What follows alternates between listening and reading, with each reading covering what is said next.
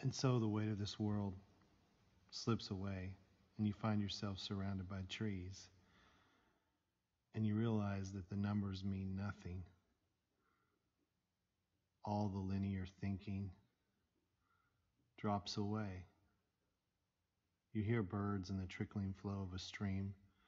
It's a place you feel like you've been before, but you can't be for certain. If it's excitement of something new heading towards you, or simply a longing for that which you can't quite remember, something that you needed a long time, so long ago. So long, in fact, that you can't even remember what it was. Somehow that makes sense. But whether it does or doesn't really never mattered anyway. The crying of your soul will never be satisfied. The answer to the question can only be found in not asking questions anymore. You can only win the game by refusing to play, or at least refusing to play by the same old rules. So shh. Now it's quiet time. Time to quiet your mind and just watch the images dance across that big screen of your mind. And as you focus on the trees and the birds and the wind and the soft flow of the stream, you turn a little and you notice that one of the trees has something hanging from it, something rather large, something almost the size of a small child, yet rounder, plumper. You want to get up and walk toward it to see it more closely, but you feel so good that you don't want to get up. It takes every ounce of your strength to get up. As you rise to your seat from the perfect pillow of leaves, you see that this something is anchored by old ropes. They look like the ropes that were used on sailing ships of long ago. You walk up the bank a little farther from the stream and you are soon face to face with the round swinging thing. The beautiful colors beckon you, draw you in. They summon you. No more than that, now they sweep you away, like some raging current, some energy, some swirling mixed patterns and intensity, with figures that elicit emotional responses for you. You thought you were done with emotion, especially those old emotions from those old things. You try to look away because it's almost like a mental multiple orgasm. You want to take a break between them, but you can't. The waves hit you again and again. And before you are able to recover from the last one and you try to catch your breath, boom, there's the larger one crashing into you, even larger than the last. In these figures are stories, stories without words, about a time before speech. And whether the figures are fighting or fucking, you can't really tell. The lines between have blurred to where you can't distinguish anymore. For a moment you were able to, but you look away enough to catch your breath. But here's the magnet pulling you back again and again. You've merged. You have become one with this living painting. Its blood now flows through your veins and back and forth. There is no you and there is no other. There is no self and there is no object. It seems as if there never was. But still, you need to get some control back. You need to head down some certain direction.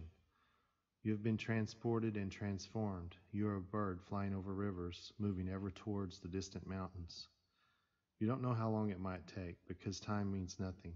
Each moment is like a century flashing by, with no way for you to slow anything down, even though that's what you are desperate to do more than anything. Maybe then you could make sense of it all. The language of trying to even describe this to your soul escapes you. Your soulmate never was. They wouldn't understand anyway. You see every memory of those relationships that used to mean so much to you flash for a moment and then flicker away in the distant cloud of smoke behind you. There's no other way in this world except that the bigger the loss, the bigger the gain. I don't care how old you are, there's always the problem of what do you want to be when you grow up? What path would be worth the steps you take? And what are you even supposed to learn along the way? This desolate, lonely road where one false step brings you tragedy to yourself as well as those that you love even more than yourself. The sad truth is there's no end in sight, despite your body, brain, and soul aching from those millions of miles. But yet, in the distance, growing ever closer, is a glimmer of something. The flash of light flashes more and more, and you realize your own death is even closer than you ever thought. Yes, my dear traveler, you will rest easy soon, along with the rest of us, and it will be super easy. So why so much anxiety about the future? Well, I'm right here on your shoulder, and whether you imagine me to be good or evil, the winged demon or the angelic being, don't worry. It doesn't really matter. I'm only here to answer your questions. What is your motivation with those questions anyway? You just have to ask, and it will be revealed. But be careful what you ask, because you might not enjoy the revealing. Your body's dripping down into a pool of memories that you never thought you would have to remember again. In this pool around you, there are visions. They seem to be frozen, like sheets of glass, in a gallery of lost souls, coming to life from the warmth of a candle, from the small flicker of a flame. Everywhere you turn, there's a dream you never even tried to grasp, along with the excuses that you used to justify all your failures. As you confront what you could have been and all those choice points that you were afraid to make, all the past you dared not to take, your dead body is there looking back at you from the bottom of the crystal pool. You realize you have died in an accident, and you see those that you cared about circling about you in the top of the water, reflecting. Are they mirror images? You want to apologize for everything, but you can't. You even want to apologize for your own death, as preposterous as that sounds. Somehow that feeling makes the most sense. You are bound to silence forever now. Struggle as you may, your psychic tongue is twisted up to the point that it can't even budge, as if it's in a straitjacket. As you watch them cry over themselves for not having you in their life anymore, you see before you a beautiful pen and paper. At the top of the page, the gorgeous font reveals, "Letters to those I love, comma, especially my daughter." You can't speak, but somehow you are able to grab the pen. The sense of regret is overwhelming as you begin to write the first word.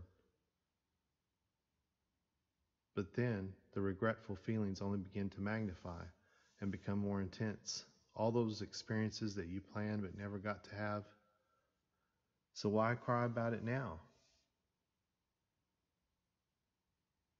It's as if there are no answers in this universe. It's as if the universe that you don't understand at all is now saying to you that it's better late than never. There really is an eternity. You will really come back again in some other form. Yes, the time for feeling sorry for yourself is long gone now. Because in eternity, all you can do is feel sorry for everyone else and how you let them down.